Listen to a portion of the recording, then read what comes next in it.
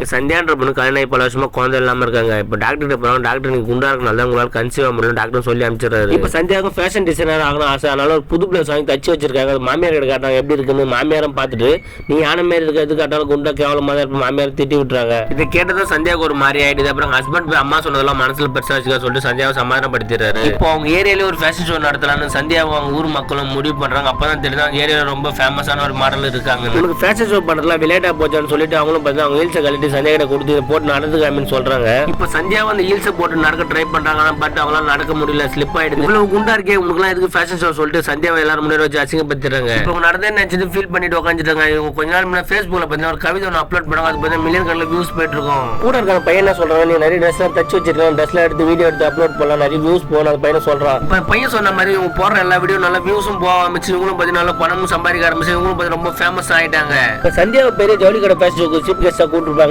இப்போ சந்தியாவை முன்னாடி அசிங்கப்படுத்தின மாடல் பொண்ணு வந்திருக்கும். இப்ப சந்தியாவை பாத்தீங்கன்னா அவளை குண்டா இருக்குன்னு சொல்லிட்டு அசிங்கப்படுத்தின பொண்ணு முன்னாடியே பாத்தீங்கன்னா ராமாக் பண்ண ஆரம்பிச்சிடும். வளரோட சந்தியாவும் ஃபர்ஸ்ட் வந்து வின் ஆயிடுவா. இப்ப அவங்க ஹஸ்பண்டும் பார்த்து ரொம்ப சந்தோஷப்படுறாரு.